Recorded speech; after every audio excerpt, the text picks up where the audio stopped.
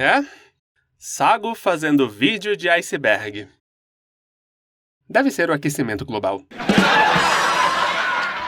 Sei muito bem que 90% de vocês já sabem disso, mas para os que não sabem, icebergs são essas listas de fatos ou curiosidades ou histórias sobre determinado tema, organizadas em grupos, indo do mais conhecido, a ponta do iceberg, ao menos conhecido, a base do iceberg.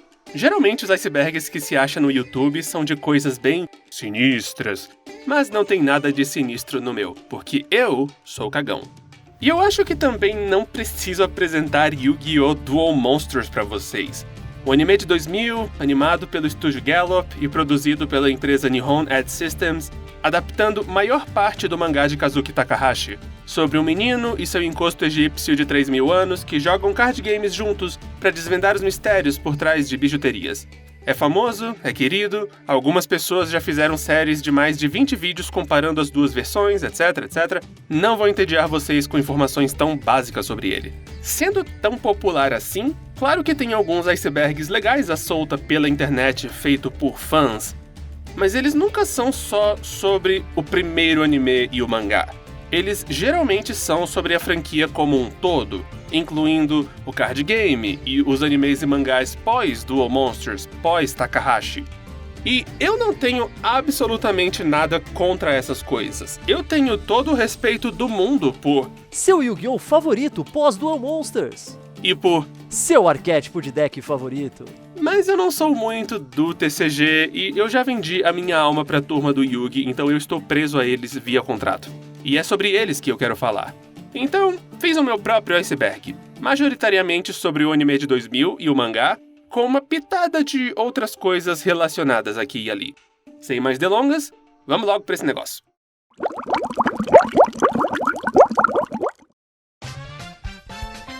Monstros de Duelo é o card game central de Yu-Gi-Oh! Duel Monsters, que eu vou passar a chamar só de Yu-Gi-Oh! Daqui pra frente. Jogado por virtualmente todo mundo. O mangá, na verdade, inicialmente focava em vários jogos diferentes, mas a molecada adorou o card game que o autor apresentou em um dos primeiros capítulos, e os investidores também adoraram, e ele virou a obra inteira. E, naturalmente, uma versão adaptada, real dele, seria produzida nesta nossa limitada realidade, que nós conhecemos como o jogo Yu-Gi-Oh! Estampas Ilustradas. E como todos bem sabemos, todo mundo no Brasil chama assim. Mas o interessante sobre Monstros de Duelo é que, originalmente, o nome não era esse. No mangá, o jogo se chama Magic and Wizards, uma provável mistura do card game Magic the Gathering com o nome da empresa que produz Magic the Gathering, a Wizards of the Coast. Esse nome foi trocado para Monstros de Duelo na hora de adaptar o mangá pela primeira vez, provavelmente para evitar problemas com direitos autorais, e o nome pegou. Todos os animes de Yu-Gi-Oh! Usam, e todos os mangás pós o original também deixaram o Magic and Wizards para trás. Descanse em paz. Kazuki Takahashi, nascido Kazuo Takahashi, é o criador do mangá de Yu-Gi-Oh!, que deu início a tudo. Amante de jogos de tabuleiro e RPGs de mesa, o mangaka começou a serializar Yu-Gi-Oh! Na revista Shonen Jump semanal em 1996, continuando até 2004.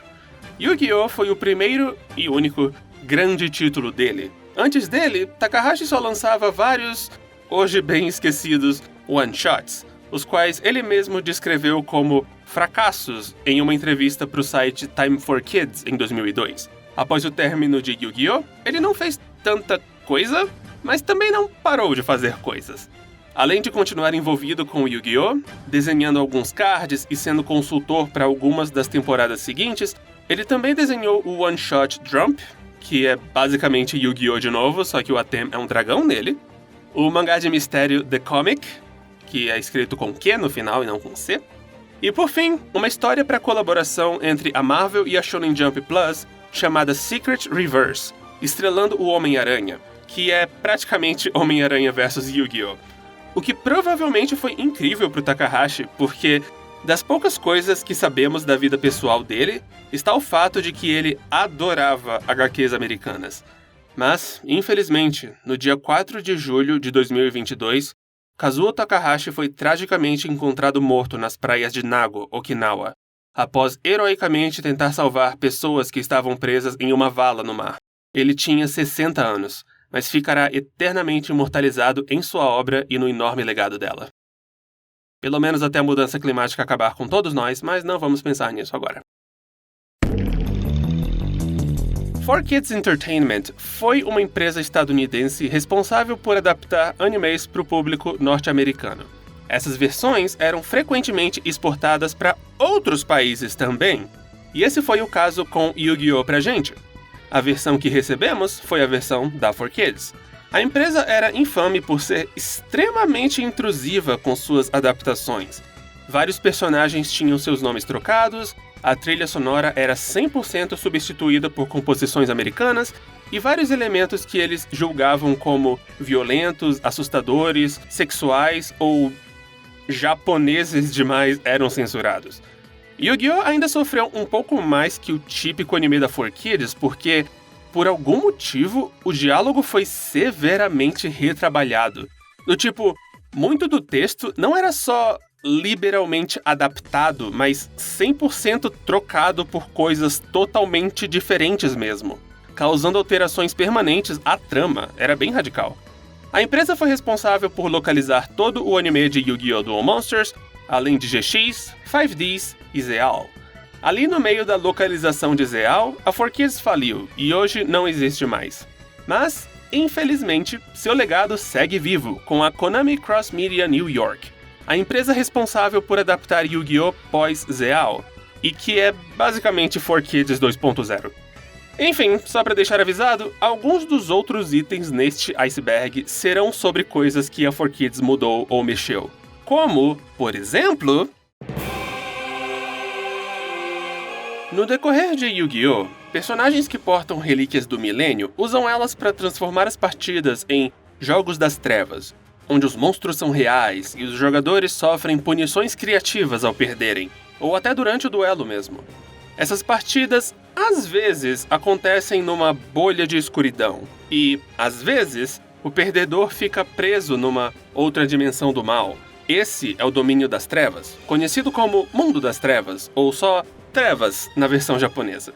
Ele é infame na adaptação americana, porque a 4Kids usava ele para esconder quase todas as mortes não sobrenaturais do enredo. Até o ponto do ridículo, como quando um duelo estilo Jogos Mortais, em que o perdedor teria as pernas cortadas por uma serra, virou um duelo com discos mágicos que mandariam o perdedor pro domínio das trevas se tocassem nele. Divertidamente, hoje em dia eu vejo alguns gringos usando ir pro domínio das trevas como metáfora pra morrer, pra driblar os filtros do YouTube, o que é tão divertido, sabe? Demos a volta completa. As Relíquias do Milênio são 7 objetos mágicos criados no Egito Antigo pelo pai do Atem, o faraó que possui o Yugi, através do sacrifício de muita gente inocente. Cada uma delas tem um poder individual, mais ou menos. Aí que tá, algumas relíquias são bem claras quanto ao que fazem, enquanto outras são bem mais nebulosas. Por exemplo, a Vara do Milênio controla mentes, o Olho do Milênio lê mentes, o Talk, ou Colar do Milênio, vê o futuro. Mas quando você chega em coisas tipo o Enigma ou o Anel do Milênio, vira uma coisa meio... depende do que o Takahashi estava afim naquele dia. Por exemplo, o Anel do Milênio pode prender pessoas num jogo de RPG de mesa, e também é um radar para achar outras relíquias, e pode materializar monstros, e etc. Aliás, vamos falar de nomes. Em primeiro lugar, do Milênio não é uma tradução super boa do original Sennen, que literalmente significa que tem 1000 anos. Uma tradução mais correta seria milenar, que até foi usada algumas vezes na nossa muito indecisa dublagem. Falamos dela depois. Além disso, o Sennen Puzzle do Yugi dá pra argumentar que devia ser quebra-cabeça milenar. Mas eu sou da opinião que Enigma funciona perfeitamente também. Se você pensar no Enigma sendo o mistério do nome do faraó, não só o ato de montar a mini pirâmide.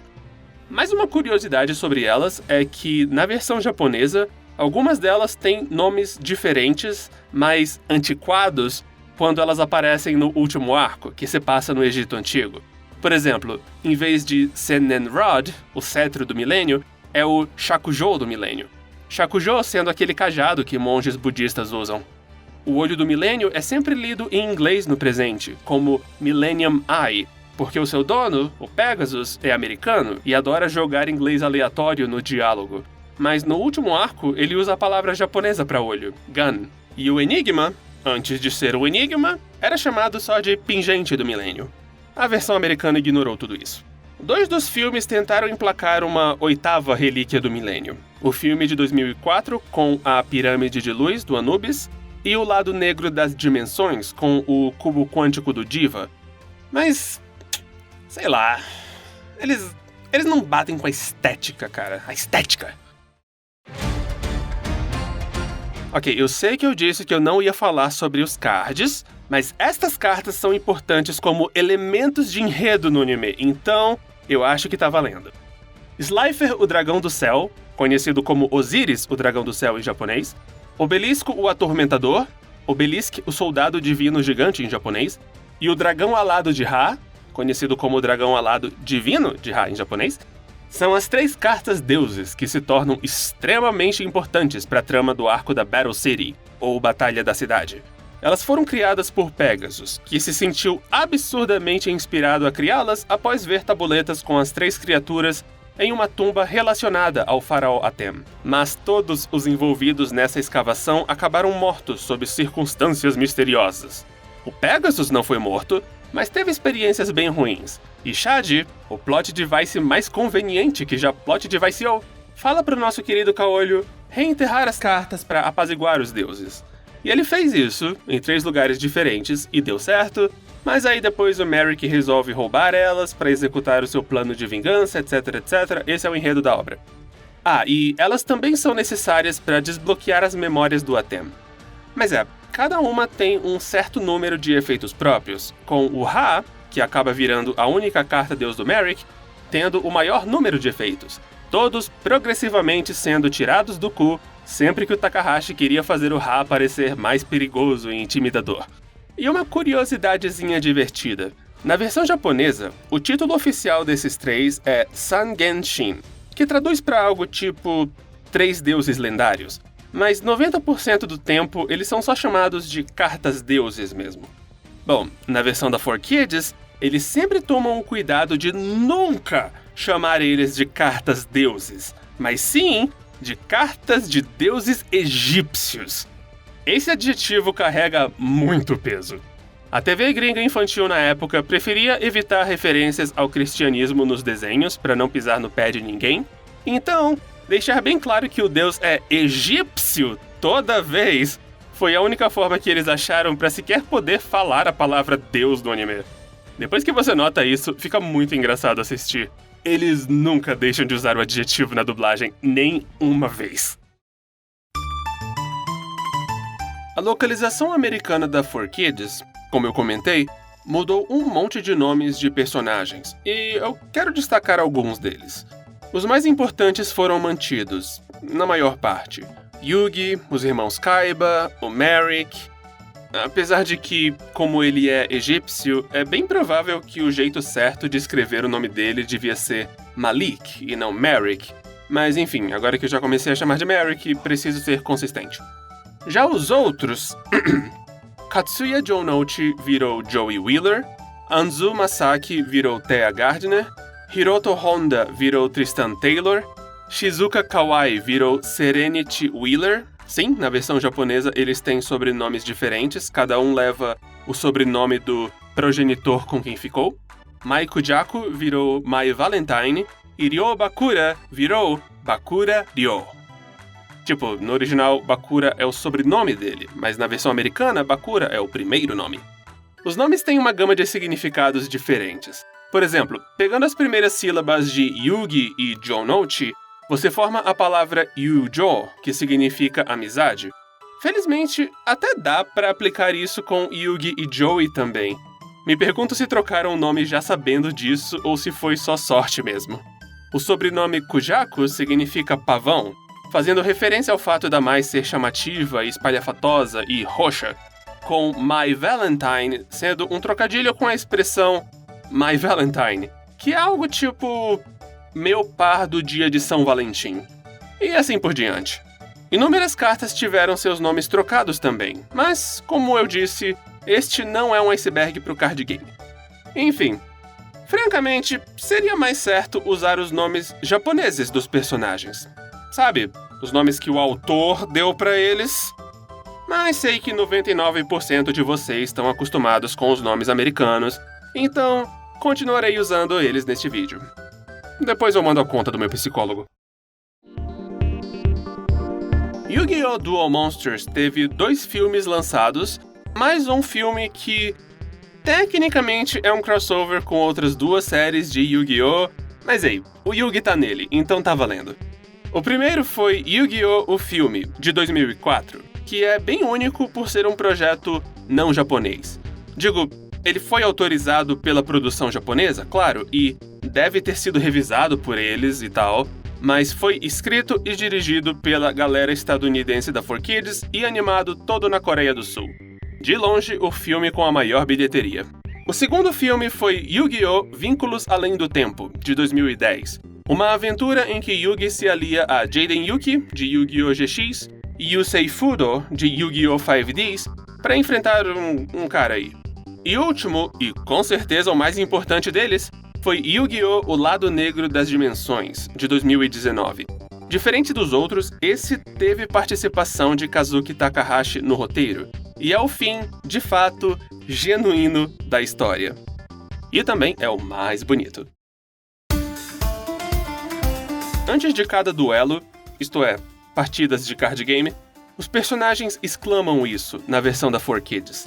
Na versão japonesa, eles só exclamam ou duelo, mas acho que a 4Kids optou por algo mais longo para encaixar na labial, e que, de quebra, é bem mais marketável. Dito isso, uma coisa pouco comentada é que, em várias ocasiões, a 4Kids adaptou esse dueru como Let's Duel, isto é, vamos duelar, em ocasiões em que a versão japonesa falava aquilo bem rápido e não cabia o hora do duelo. E esse Let's Duel costumava ser dublado aqui como duelo, fazendo um 180 completo e se transformando numa tradução fiel do japonês. Sei lá, eu acho isso divertido. Ah, e o Hora do Duelo rendeu alguns memes, porque claro que rendeu alguns memes. O card game da história começou bem diferente do que ele se tornaria. E, como o anime é mais conhecido que o mangá, todos associam essa primeira versão do jogo ao arco do Reino dos Duelistas, que usou ela do começo ao fim. Como eu disse, não é um iceberg do card game, então eu vou só explicar por cima. Dava pra invocar monstros de nível alto sem sacrifício, esconder monstros em modo de ataque ou invocá-los em modo de defesa revelados, ativar magias normais no turno do adversário, dentre outras peculiaridades. A partir do arco da Battle City, ou do Merrick, o jogo foi revisado para ficar mais próximo do card game da vida real, que havia sido lançado alguns meses antes daquele ponto do mangá. Se estiver curioso, o card game foi lançado no Japão em fevereiro de 1999. No mangá, o Yugi estava nas semifinais do Reino dos Duelistas, duelando contra a Mai. A versão mais próxima da realidade do jogo só foi implementada nele começando no capítulo 153, publicado em novembro de 99, quando Yugi enfrenta o Punk Rosa do Exodia em seu primeiro duelo na Battle City.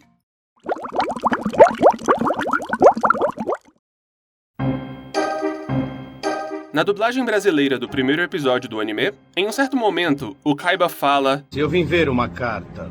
Bom, um youtuber velha guarda, Pedro Avanzi, fez um YouTube Poop de Yu-Gi-Oh! Na época em que a fala foi levemente editada para dizer: "Eu vim ver uma carta." E o resto é história. O clipe saiu da bolha dos YouTube Poops e virou um meme geral internet afora. E, pelo menos na época em que este vídeo foi escrito, segue bem popular. Após a conclusão da série no ocidente, a 4Kids surpreendeu a todos financiando e lançando mais 12 episódios de Yu-Gi-Oh! Uma minissérie chamada Yu-Gi-Oh! Capsule Monsters. Aliás, uma curiosidade. A primeira vez que essa série foi exibida, se me lembro bem, foi na Irlanda, e foi totalmente do nada, sem nenhum anúncio da existência dela. Os fóruns de Yu-Gi-Oh! Foram muito divertidos naquela semana. Enfim, Capsule Monsters é uma mini temporada de 12 episódios comissionada pela 4Kids para distribuição somente internacional. Nunca foi lançada no Japão. Como outra curiosidade, no site do estúdio Gallop, o estúdio de produção de Yu-Gi-Oh!, ele é listado com o título Yu-Gi-Oh! Alex. Nessa série, Yugi e seus amigos são transportados para outro mundo, cheio de monstros, e lutam por sua sobrevivência se aliando a esses monstros. Com o Yugi em particular, podendo transformar alguns dos monstros em armaduras para vestir e lutar. O vilão é Alexandre o Grande. É feia pra cacete.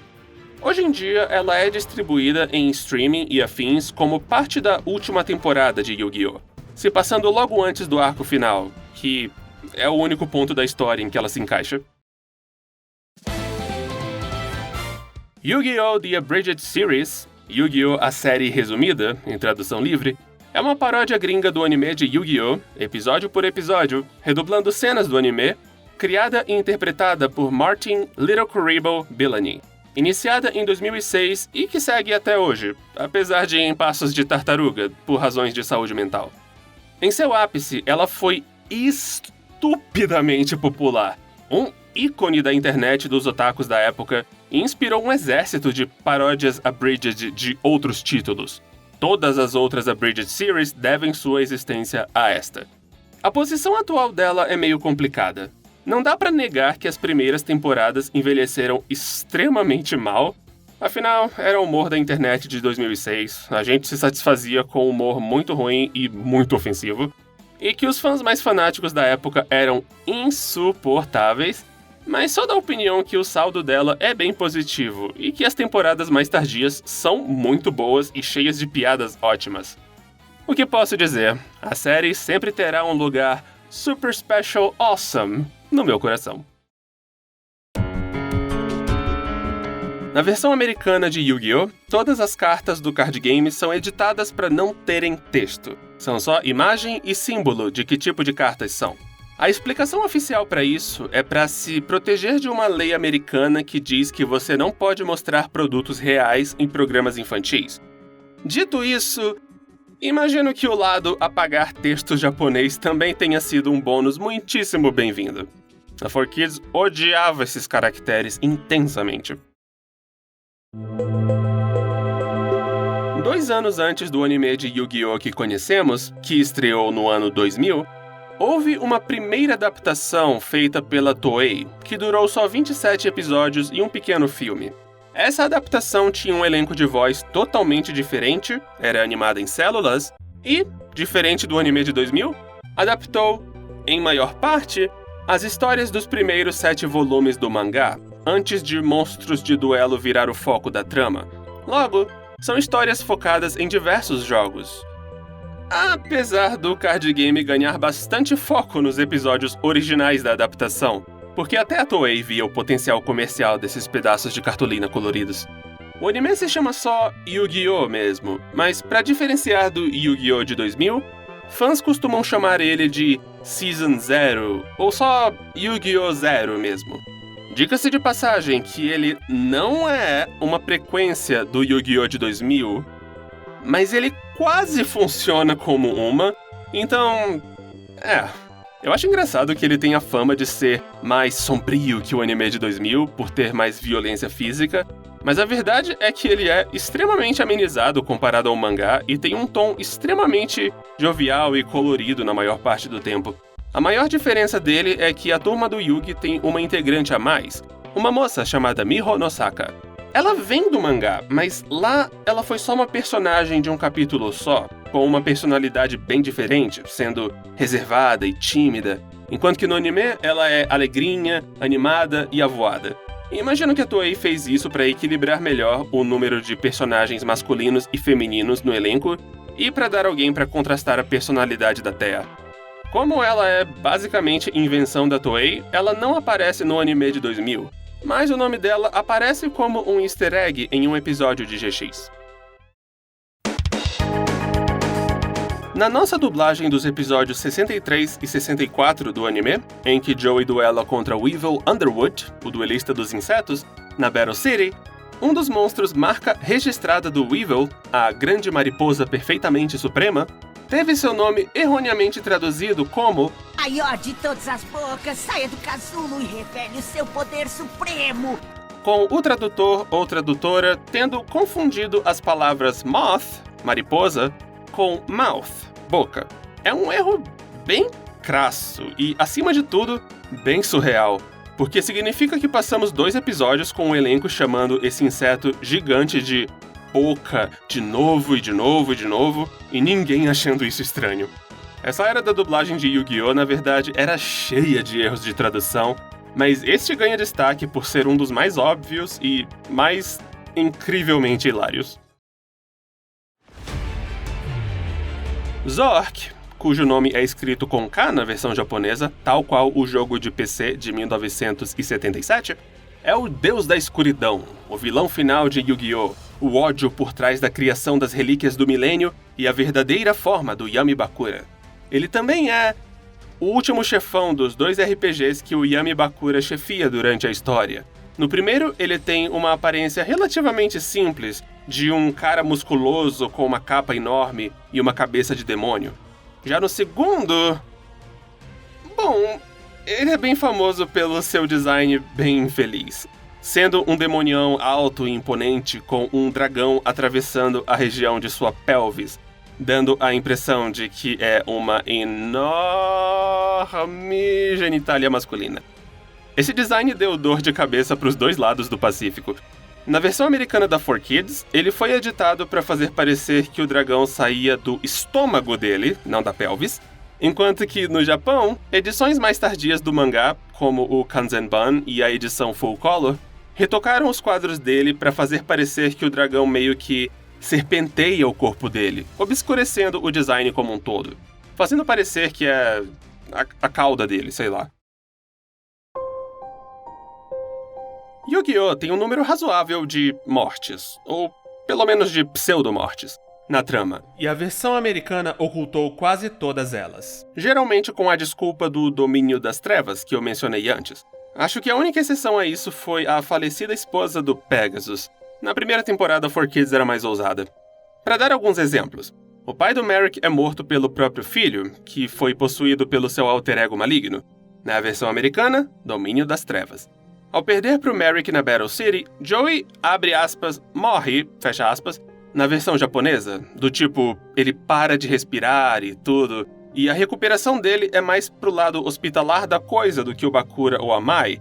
É por isso que ele recebe todo o tratamento de soro fisiológico e monitor cardíaco, enquanto que a Mai só recebe uma cama. Na versão americana, domínio das trevas. Quando Pegasus explica a origem das cartas deuses, ele deixa claro que os envolvidos com elas enlouqueceram e morreram. Na versão americana, eles só desapareceram misteriosamente. Os vilões do arco filler do Orixalcos têm histórias trágicas envolvendo as mortes de familiares, que na versão americana foram trocadas por sequestros, abandonos, desaparecimentos misteriosos. Acho que já deu pra pegar a ideia.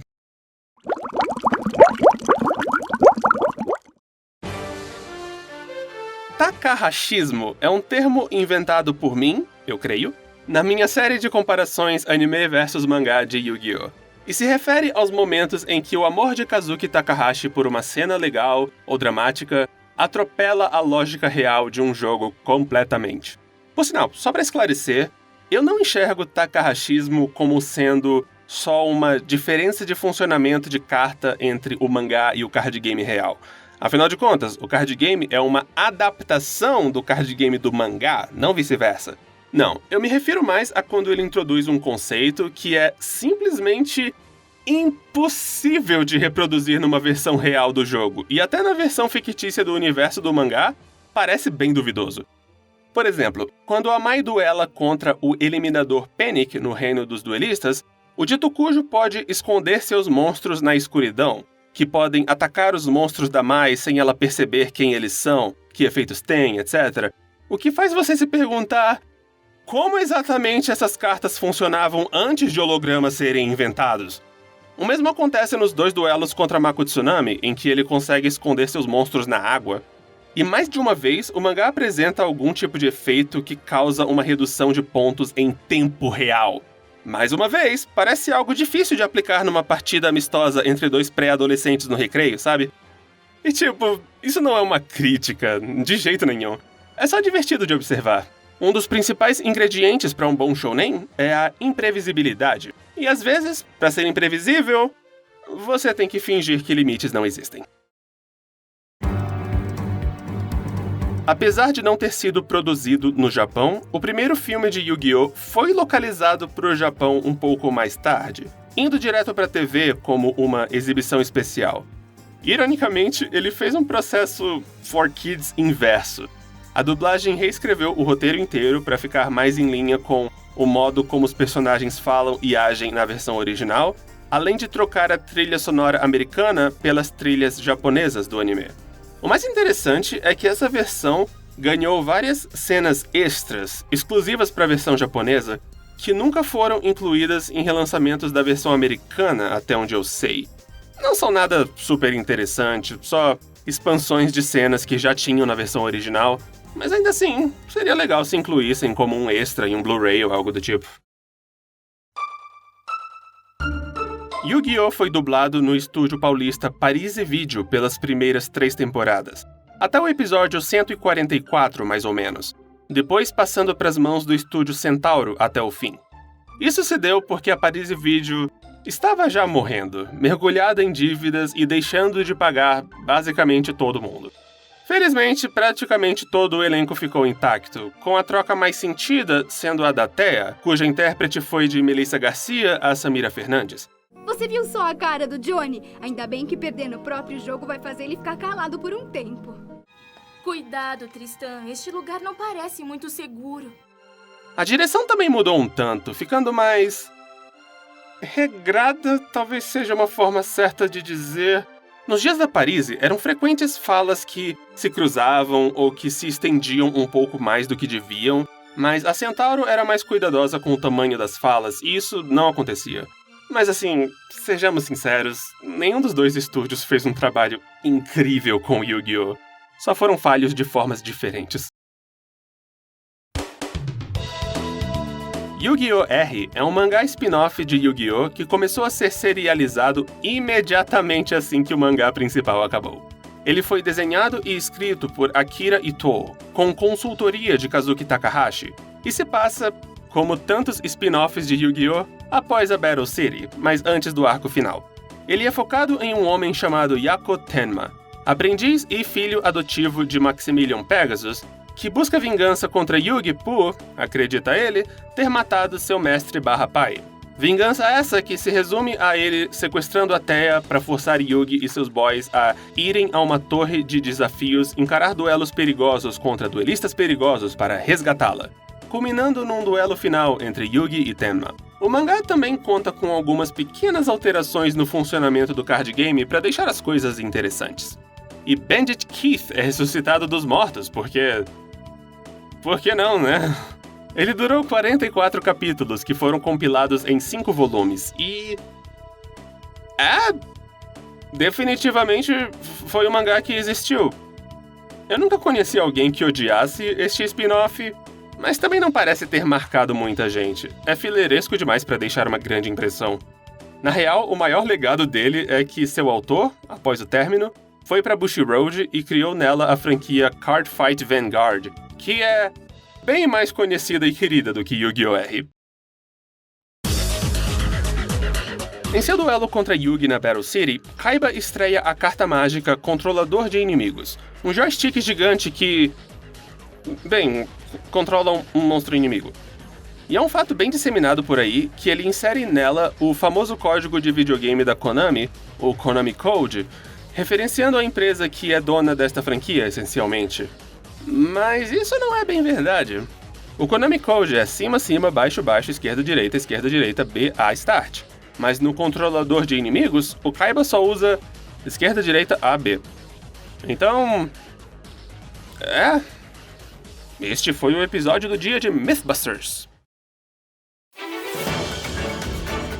Yu-Gi-Oh! Duel Monsters é uma das adaptações de mangá mais interessantes que eu já vi. Para começar, ela condensa todos os primeiros 7 volumes do mangá em um episódio, mais uns flashbacks jogados aqui e ali, o que já torna ela bem diferente. E ela tenta equilibrar várias coisas. Ficar o mais em dia possível com o mangá, como toda adaptação de shounen, apresentar elementos importantes dos primeiros 7 volumes de forma que não fiquem intrusivos demais, e focar mais ainda no card game que o mangá já foca, porque a Konami está bancando esta coisa e a Konami não dá a mínima para Monstros dos Dados Masmorra, mesmo tendo lançado uma versão dele também. Naturalmente, isso levou a diversas diferenças entre os dois, que eu já cataloguei numa série de 23 vídeos, então vou só dar detalhes gerais. Violência em geral é bem amenizada, como o modo como Merrick mata o pai, por exemplo. As raras aparições de drogas ilícitas são excluídas, como a pílula de veneno que ameaça a vida da Thea no duelo climático no cais, e basicamente todo o último arco foi extremamente retrabalhado para ficar mais curto e tentar, ênfase no tentar, corrigir algumas inconsistências no mangá.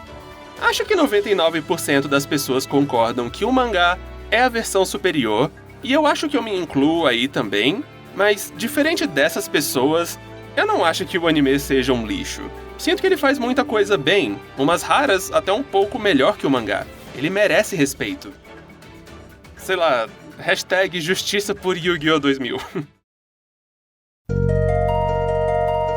Na versão americana do episódio 41, Yugi e seu outro eu, o espírito do faraó Atem, têm uma pequena conversa ao saírem do castelo do Pegasus. Na versão japonesa, é uma das primeiras conversas deles, tipo, ponto. Mas a 4Kids já tinha estabelecido diálogo entre os dois a essa altura. Nessa conversa, Yugi pergunta pro faraó qual é o nome dele, e Atem responde com uma estranha fala: Já tive vários nomes através dos séculos. Faraó, Yu-Gi-Oh!, mas sou conhecido como Yami. Digo, faraó faz sentido, mas os outros dois é mais estranho. Atem ficou preso no enigma por 3.000 anos. Quem chamaria ele de Yu-Gi-Oh! Ou Yami? Além disso, Yu-Gi-Oh! Não é um nome, é só japonês para Rei dos Jogos, que, na versão americana, foi o título que o Yugi ganhou ao vencer o torneio do qual eles estão saindo agora. Na versão japonesa é Rei dos Duelistas, caso estejam se perguntando. A partir deste episódio, Yugi começa a chamar seu fantasminha camarada de Yami, mas a 4Kids para de fazer ele fazer isso depois de alguns episódios, provavelmente quando notam que a busca pelo verdadeiro nome do Atem é um enorme elemento do enredo e só complicaria as coisas ele já ter um nome, mesmo que só um apelido. Ah, e acho que nem preciso dizer que na versão japonesa o diálogo é totalmente diferente. No decorrer do mangá e anime, nós conhecemos o avô e a mãe do Yugi, falamos dela já, o pai, a mãe e a irmã do Joey, o sobrinho horroroso do Tristan e algumas menções de uma irmã dele, que nunca vemos, o pai do Duke e o pai do Bakura, além de uma menção de que ele tem uma irmã.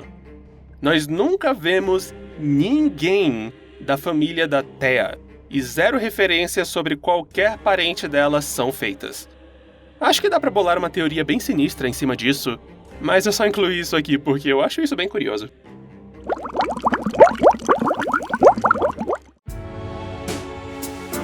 Logo antes de começarem as semifinais da Battle City, Merrick controla a mente de Joey e Thea e força Yugi a ter um duelo dramático até a morte com seu melhor amigo em um pier. Antes da última jogada do Joey, que encerraria a partida, na versão japonesa, Yugi obtém controle sobre o ataque final, por assim dizer, e, no intervalo de decidir o que fazer com ele, faz um discursinho muito doce sobre como a amizade do Joey salvou ele da solidão e, pra fechá-lo, diz pro loiro tingido, com todas as palavras, ou, traduzindo, Jonouchi, eu te amo. Instantes antes de direcionar o ataque a si mesmo, perder o duelo e ser puxado pro fundo do mar como resultado. Essa é uma fala icônica entre os fãs japoneses, pelos dois motivos que dá pra imaginar. Porque é um momento incrível de trabalho de personagem e maravilhoso drama, Like If You Cry Every Time, e porque dá muita munição pra quem shippa os dois. Digo, dá pra argumentar que foi só melodrama shounen, só um eu te amo de amizade, mas dá pra argumentar igualmente que não foi isso, o que definitivamente é bem mais interessante de imaginar. Mas pra nós do ocidente, essa fala não é icônica, porque ela não existe na versão americana. Nela, o Yugi só dá uma resposta simples e genérica pro Joey, que está tentando dizer: "Não, temos que achar um jeito de sair dessa, não pode ficar assim." Mas a decisão é minha. Ah, e como curiosidade, na nossa tradução do mangá, feita pela JBC, esse "eu te amo" foi adaptado como "você é o meu melhor amigo." Nós somos primos, Joey! Para acompanhar o filme O Lado Negro das Dimensões, foi publicada na Shonen Jump semanal uma história chamada Transcend Game. 2 capítulos de mangá expandindo um pouco a história do filme, se passando antes dele. Nele vemos Kaiba trabalhando em seu novo sistema de duelos em realidade virtual e sua primeira tentativa de atravessar dimensões para reencontrar o Atem do além, além de seu primeiro encontro com a personagem Sera. É uma leitura essencial para o entendimento do filme? Não, nem um pouquinho. Mas é o primeiro mangá de Yu-Gi-Oh! Feito pelo Takahashi após 12 anos sem nenhum, então vale a pena ler só por isso, ver o mestre em ação e apreciar seu traço polido após anos de aprimoramento. Como todos bem sabemos, para incentivar o Yugi a participar do reino dos duelistas no anime, Maximilian Pegasus prende a alma de seu avô em uma carta após um duelo através da TV, e esse objetivo de resgatar o avô se torna a maior força motriz para o Yugi naquele arco. Bom, como quem viu a minha premiada série de comparações bem sabe, no mangá a coisa é um pouco diferente. Sim, o Pegasus prende a alma do vovô Muto através da TV, mas não em uma carta, e sim em uma fita VHS. E no decorrer do arco, o Yugi carrega essa fita numa câmera e conversa com o avô de tempos em tempos. Essa é uma alteração fascinante na minha opinião, porque muda completamente o nível de seriedade da missão do mangá pro anime, sabe? Com o avô dele sempre ali papeando com ele, definitivamente não parece tão urgente quanto no anime. E isso não é uma crítica a nenhuma das duas versões, é só engraçado de observar. Ele não foi adaptado no anime, porque 60% do arco dos Dados Masmorra inteiro foi pulado, a Konami não gostou dele. Mas no mangá, o Duke Devlin não é realmente o vilão de seu arco. O pai dele é. O pai dele, este palhaço, que só é acreditado como Senhor Palhaço, queria vingança contra a prole de Solomon Moto, porque, no passado, os dois tiveram um jogo das trevas, que o Senhor Palhaço perdeu, e, como punição, envelheceu 50 anos. Mas pro final do arco, ele tenta forçar o Yugi a envelhecer também, e sem querer bota fogo na própria loja, mas não morre. E alguns anos depois, ele arranja um emprego num shopping, aparentemente, como vemos no filme Lado Negro das Dimensões. O anime de Yu-Gi-Oh! É famoso por ter um visual extremamente flutuante. A partir de um certo ponto, a preocupação de manter um traço consistente é jogada pela janela, e cada animador deixa seu estilo claro como o dia em seus episódios. Um desses animadores é Takahiro Kagami, a lenda, a presença, o deus. E uma das peculiaridades dele é que ele adorava incluir uma cena ou duas do Joey, e às vezes o Tristan também, fazendo essa careta, geralmente quando eles estavam fazendo pose de durão, pose de macho. E essa cara é bem meme entre os fãs de Yu-Gi-Oh!, especialmente os japoneses.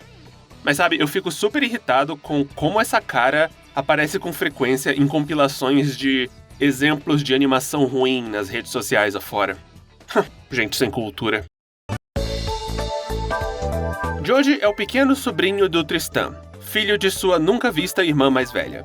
Durante o arco Morte T do mangá, ele estava de babá da criatura e carrega um infante por toda a torre de desafios mortais do Kaiba.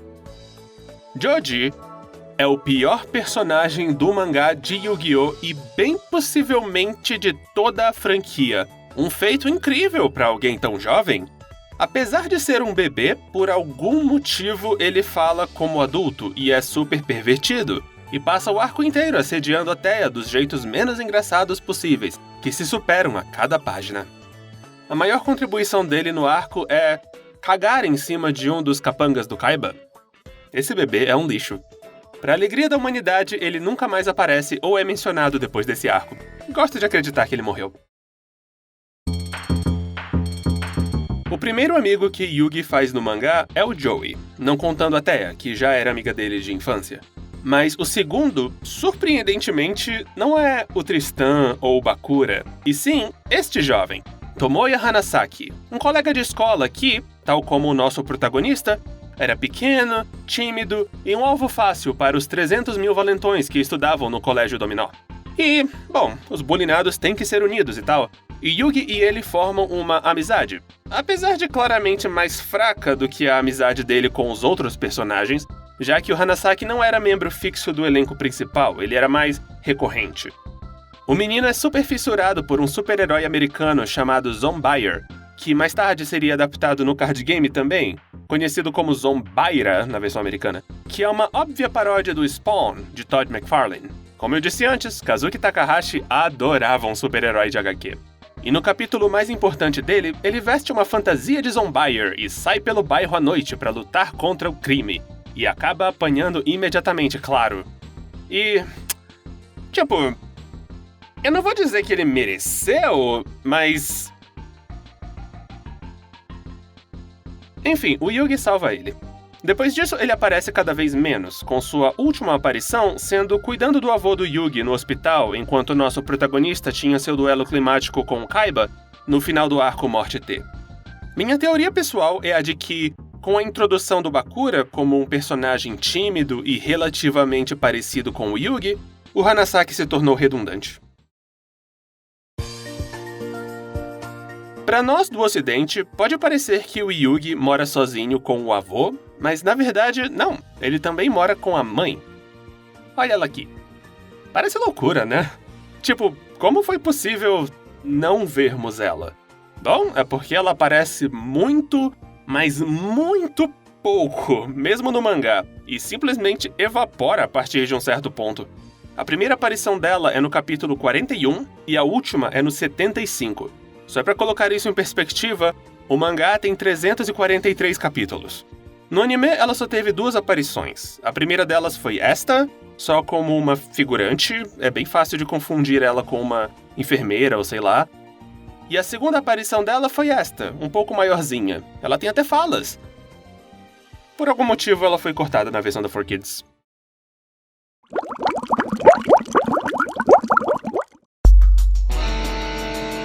No mangá, o Bakura é consistentemente tratado como membro do elenco principal, acompanhando Yugi, Teia, Joey e Tristan quase sempre. Por algum motivo, o anime não gostou disso e não fez isso. Em particular na Battle City, em que o Bakura acompanhou a turma pela primeira fase do torneio quase toda, enquanto que no anime ele só perambulou por aí independentemente, sondando a situação. E claro, ele também foi deixado totalmente de fora de arcos filler em que ele poderia facilmente ter participado. Minha teoria pessoal para isso é que queriam deixar ele o mais destacado como vilão possível. E talvez tenham achado que seria mais fácil fazer isso se ele não estivesse com a turma da amizade o tempo todo. Ou talvez eles só quisessem que a Rika Matsumoto dublasse só o Bakura versão Yami, porque ela se diverte tanto no papel. No episódio 162, parte do arco filler do Orichalcos, Yugi duela contra o Weevil, que entrou pra Seita do Mal do arco e ganhou o Lacre de Orichalcos, carta que faz com que o perdedor do duelo tenha a alma mandada pra ser comida por uma cobra gigante. O Weevil parece que acordou com vontade de ser escroto naquele dia, e, pra ser extra sacana, ele pega uma carta e diz pro Yugi, especificamente pro Yami Yugi, a Tem, que a alma do Yugi original, que foi perdida em um duelo anterior, está nessa carta, e rasga a carta na frente do outro Yugi, dando a ilusão de que ele matou o nosso protagonista. Ele logo revela que era só uma carta normal e que ele só estava sendo escroto mesmo, mas essa provocação enfurece o Yami Yugi, que joga cartas que viram o jogo, encerrando com uma combinação de cartas que permitem ao monstro do Yugi atacar o adversário infinitas vezes enquanto ele compra cartas, e ele só pararia de atacar quando o Yugi sacasse uma carta não monstro normal. E é daí que nasce essa icônica cena, em que a Tem manda seu monstro atacar o Weevil diretamente de novo e de novo e de novo, sempre gritando Doro, monsta akado, ou traduzindo, eu compro, carta monstro. Alguma coisa nessa cena, a repetição dos golpes, o seiyuu do Yugi gritando com toda a garganta, a Teia segurando ele no final como se ele estivesse socando o Weevil num filme de gangster. vai tão longe pro lado do drama e do impacto que dá a volta e fica muito engraçado, o que transformou a cena num meme icônico dos dois lados do Pacífico, mas especialmente no Japão. E isso foi graças ao YouTube, com postagens da versão japonesa da cena. A versão da 4Kids é bem menor em impacto e não tem o mesmo E... naquele dia, nasceu uma lenda.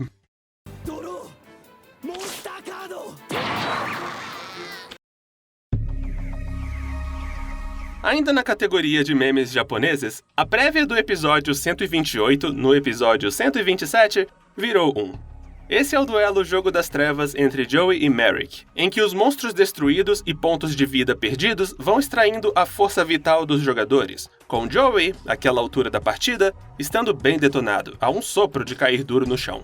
Na prévia do episódio seguinte, até a fala, com todas as palavras: "Por favor, John Note, não morra! A Mai precisa de você!" Instantes antes de ler o título do episódio 128, John Note morre. Títulos spoilerísticos de anime shounen não são de hoje, como qualquer fã de Dragon Ball bem sabe, mas teve alguma coisa muito hilária do título ser lido imediatamente após a Thea gritar as palavras "John Note, não morra". Literalmente parece saído de uma sketch de comédia, é perfeito demais. Daí, meme. E claro que ele não morre, então a coisa acaba dando a volta no final. Bom, Yu-Gi-Oh! Se passa quase todo no Japão contemporâneo, mas desde cedo mostra visões do passado no Egito Antigo, deixando bem claro que esse lado da história seria explorado, não importa quantos anos levasse. E de fato levou-se vários anos para chegarmos lá. E até chegar lá, claramente ideias tinham mudado, pesquisas tinham sido feitas e sensibilidades artísticas tinham evoluído, porque os designs dos personagens do Antigo Egito foram sendo revisados com o passar dos flashbacks até o último arco, com o mais perceptível sendo Atem e o sacerdote Seto ganhando camisas em vez de batalharem topless. Droga. Uma das diferenças mais marcantes entre as versões mangá e anime do Reino dos Duelistas é o modo como os hologramas são usados nas duas. No anime, os duelos são travados nessas gigantescas arenas de duelo, esse ringue mecânico onde dois duelistas ficam em pé acima de um tabuleiro, onde os monstros aparecem e lutam e tal. Bom, no mangá não é assim. Os duelos neles são travados em caixas de duelo. Estes pequenos cubos com tecnologia para criar hologramas, que aparecem na mesa em que os duelistas estão jogando com suas cartas. É mais próximo da realidade que os ringues de duelo, definitivamente. O motivo para a mudança nunca foi explicado até onde eu sei, mas meu palpite pessoal é que foi só para fazer os monstros parecerem mais imponentes mesmo. No mangá, eles são bem pequenininhos, afinal cabem 10 em uma mesa. Mas a ilusão de imponência é dada pela estilização do mangá, que talvez não desse tão certo no formato de animação. Dito isso, essa mudança definitivamente complicou alguns momentos da trama, como quando Mokuba rouba as estrelas do Yugi após perder seu duelo contra ele. No mangá, bem simples ele só esticar a mão e pegar as estrelas. Já no anime, o Mokuba é um ninja.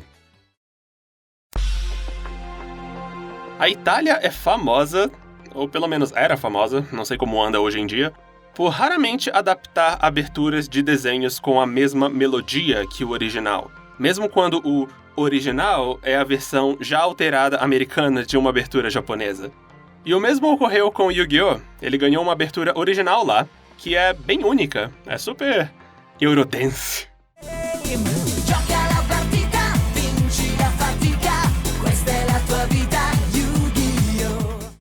Divina. Como eu disse antes, os primeiros 7 volumes do mangá de Yu-Gi-Oh!, que foram majoritariamente adaptados no anime da Toei, eram bem diferentes do que a série viraria a partir do Reino dos Duelistas, e eram super episódicos, contando com dezenas de personagens da semana específicos de 1 ou 2 capítulos. Bom, como praticamente nenhum deles aparece no anime dos anos 2000, nunca saberemos que nomes adaptados a 4Kids teria dado pra eles, mas podemos ter uma ideia.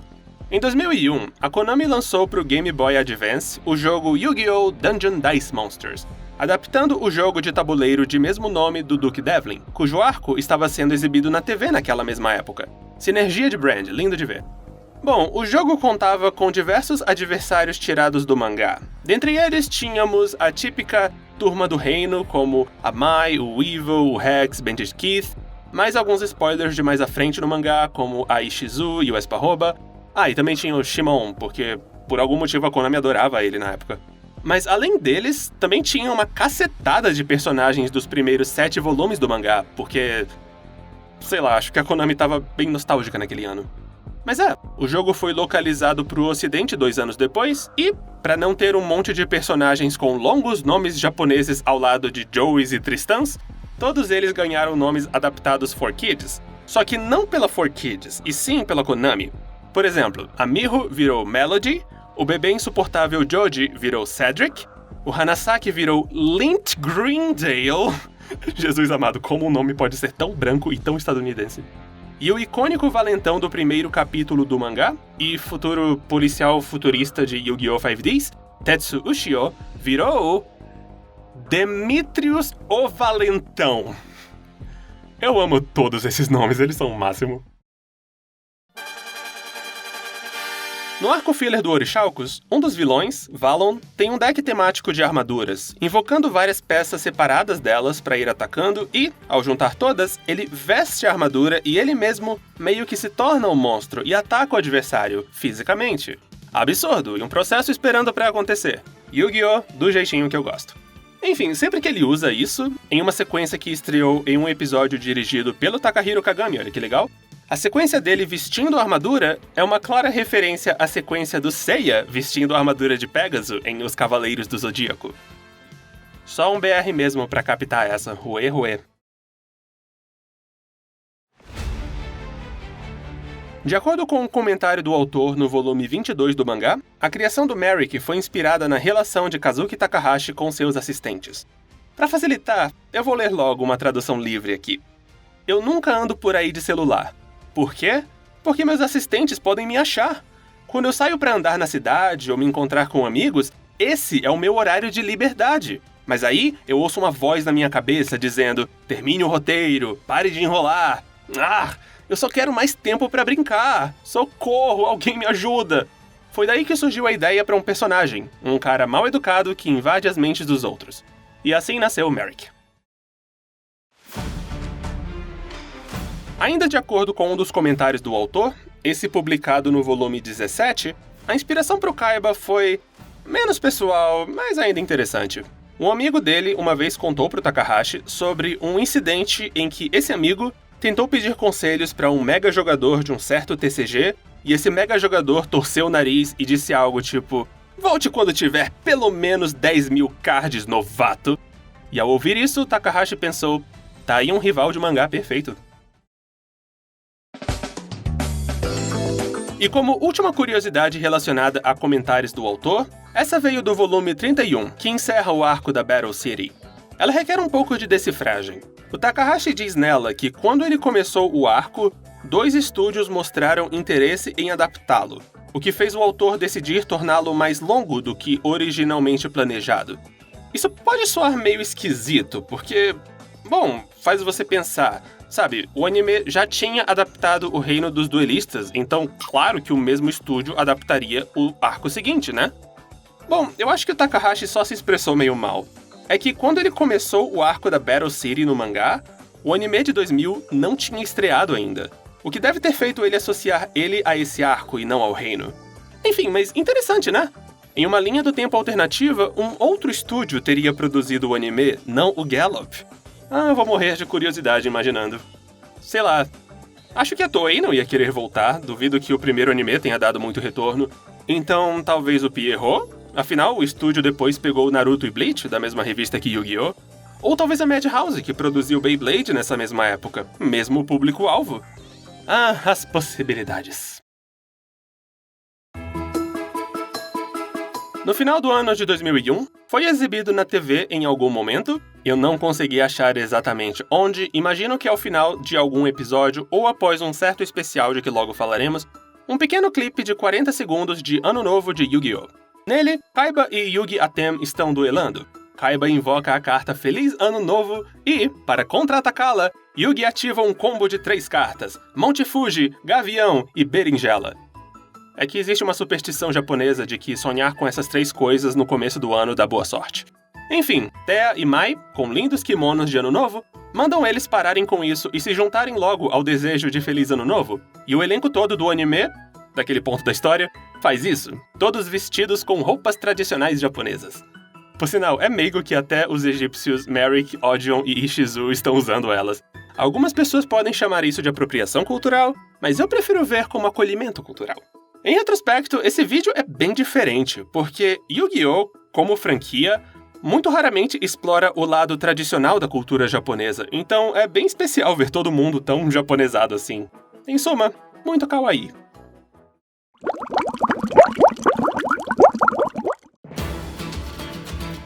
Ok, eu vou incluir somente este tópico de TCG e não me encha mais o saco. A Konami, em geral, mantém o TCG e o anime bem separados. Sabe, no sentido de evitar incluir o elenco humano e elementos relacionados a ele no card game. Mas nestes últimos 25 anos, houve um bom número de exceções. Para Duel Monsters, especificamente, tiveram 8 dessas cartas. Uma versão especial do Dragão Branco de Olhos Azuis feita para promover o lado negro das dimensões, a Armadilha do Coveiro, que tem a Ishizu, o Julgamento do Faraó e o Nome Verdadeiro, que tem o Atem, Mahad, o Oráculo de Paládio, que é literalmente o Mahad, União e Símbolo da Amizade, que tem a Turma da Amizade, Duke Devlin opcional, e, claro, a mais icônica de todas elas, The One, The Only, Amizade Yujo, que tem Yugi e Joey na ilustração. Curiosamente, até onde a minha pesquisa achou, a única dessas que foi desenhada pelo próprio Takahashi foi o Dragão Branco de Olhos Azuis, mas eu posso estar errado. Os mangás da Shonen Jump têm uma tradição secular de oferecerem histórias com quentes amizades entre homens, que alimentam as imaginações de jovens moças e moços que se perguntam: essa amizade não parece meio romântica? E assim nascem muitos chips homossexuais para os fãs fantasiarem. Alguns shonens têm isso mais que outros, e Yu-Gi-Oh!, com seu enorme foco em amizade entre rapazes, estética meio glam e elenco feminino extremamente minúsculo, sempre teve muita shippagem gay entre esses meninos e merece um lugar neste iceberg, porque as pessoas que consumiam Yu-Gi-Oh! Mais por esse lado eram bem numerosas e fãs importantes para a obra. Mas enfim, vamos aos chips.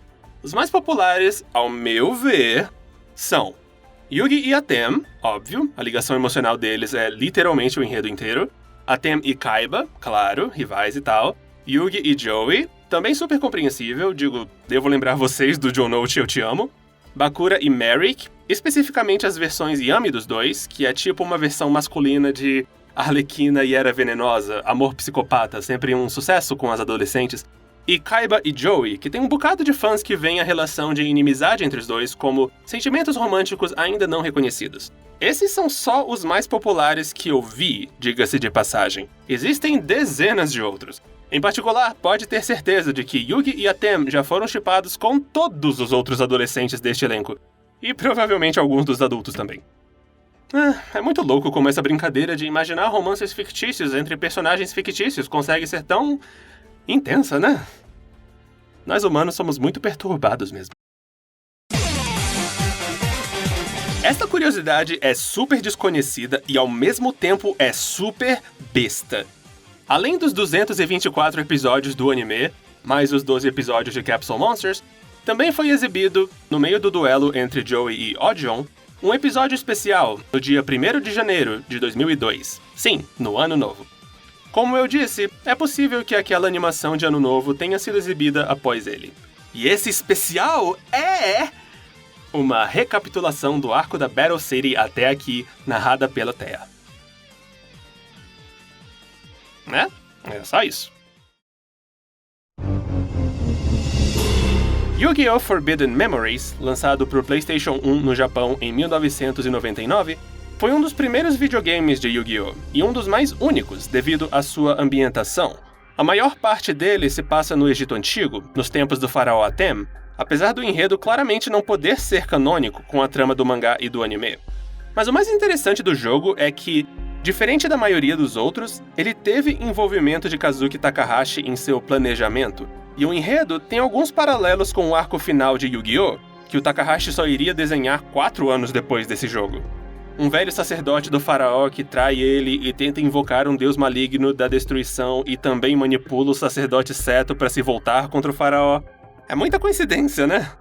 Enfim, só jogue este jogo se você tiver nostalgia por ele, porque... Bom, quem conhece, conhece. Meus Prêmios Nick é a versão brasileira do Kids' Choice Awards, a premiação oficial da Nickelodeon, em que crianças votam nos seus desenhos favoritos, filmes favoritos, atores favoritos, etc. Bem, Yu-Gi-Oh! Foi exibido aqui pela Nickelodeon, e no seu ápice, era o favorito da criançada. Então, claro que ele acabou indo parar na premiação algumas vezes.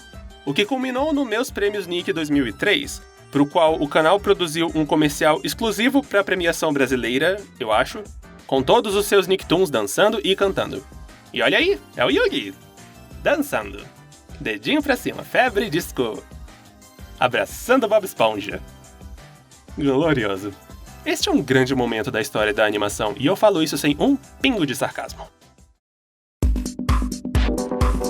Ali por volta de 2004, a 4Kids, após anos da internet de escada criticando ela por suas adulterações de animes, resolveu testar se seria lucrativo tentar agradar esses críticos, e tentou uma empreitada de lançar alguns de seus animes em DVD numa versão especial sem cortes, duplo áudio, com uma nova dublagem em inglês mais fiel à versão japonesa, além da opção de ver a versão japonesa legendada. Especificamente 2 animes, Yu-Gi-Oh! E Shaman King. Sim, na gringa Shaman King ficou com a 4Kids, felizmente no Brasil não. Eles só lançaram 9 episódios em 3 DVDs antes de desistirem da empreitada. As vendas não estavam rolando. As dublagens desses 9 episódios, claro, são bem fascinantes. Vamos lá. Sim, nenhum corte visual, nenhuma edição de texto nos cards nem nada assim, e trilha sonora original mantida, baby. O texto é onde a coisa complica um pouco. Primeiro, os nomes dos personagens e das cartas foram mantidos localizados. Mais ou menos. O avô do Yugi não foi, por exemplo. Ele voltou pro seu nome japonês Sugoroku. E Joey meio que virou o sobrenome do personagem, com ele se apresentando ao Evil como Katsuya Joey no começo do torneio. That is Yugi Moto, the duelist who beat Kaiba. And I'm his best friend, Katsuya Joey. And these are our funny sidekicks. E na tentativa de fazer uma dublagem fiel, a 4Kids foi muito forte pro lado oposto. O texto é muito literal. Nível dubladores lendo legendas e tentando mais ou menos encaixar na labial e olhe lá. O resultado não é uma experiência muito agradável. Mas ainda é mais agradável que a versão normal da 4Kids, porque trilha sonora japonesa faz um mundo de diferença. Shinkichi Mitsumune é um ícone. Enfim, pena que não seguiu mais adiante, mas pelo menos temos estes 9 episódios para nos ajudar a imaginar o que poderia ter sido. Ainda no tópico de localização da 4Kids, esse é meio estranho. Por algum motivo, a partir da saga da Battle City, a qualidade do vídeo da versão da 4Kids se torna um pouco diferente da qualidade que se acha nos DVDs e reprises japonesas. Não necessariamente pior, só mais clara em geral. E isso é especialmente perceptível na segunda temporada, o pacote de episódios que vai do 50 ao 98. Eles não estão só mais claros, eles estão amarelos. Eu passei muito tempo achando que isso era só um problema da Nickelodeon, ou de má transferência dos episódios por fãs, mas depois que os episódios apareceram em streaming, ainda com esse mesmo problema, deu pra confirmar que, não, a versão da 4Kids tá só amarela mesmo, sem motivo algum. Eu não sei o que aconteceu aqui, e tenho certeza que todo mundo que sabia ou já se aposentou, ou saiu da indústria, ou morreu. Será um mistério eterno. Essa é bem pequena. No primeiro capítulo do mangá, quando Yugi explica pra Teia que o enigma do milênio supostamente realiza desejos, ele silenciosamente compara ele às esferas do dragão, confirmando que o mangá de Dragon Ball existe no universo de Yu-Gi-Oh! Essa menção foi deixada de fora de ambos os animes da Toei e da Gallop. Ali por volta de 2003, Kazuki Takahashi desenhou o Yugi no mangá de um colega mangaka da Shonen Jump, Yoshio Sawai, o mangá sendo a comédia Bobo Bobo Bobo Bobo. Em uma página, o Yugi brota do cabelo do Bobo Bobo, Bobo Bobo é uma daquelas comédias totalmente nonsense e invoca Osíris, o dragão do céu. Eu não conferi isso porque nem saberia por onde começar a procurar, mas pelo que eu li por aí, carece totalmente de fontes, não use isto como referência. Esse capítulo chegou a ser adaptado pelo anime de Bobobo da Toei, mas, naturalmente, essa parte do Yugi ficou de fora.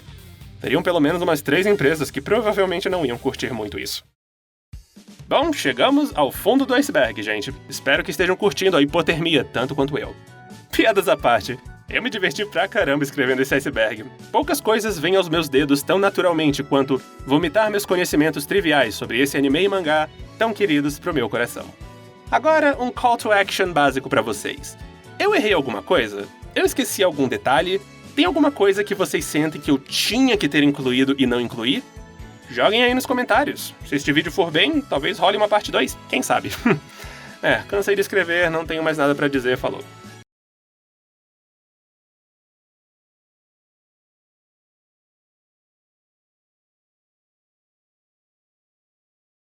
Essa boca gigante aí é grande demais. Acho melhor a gente sair da internet.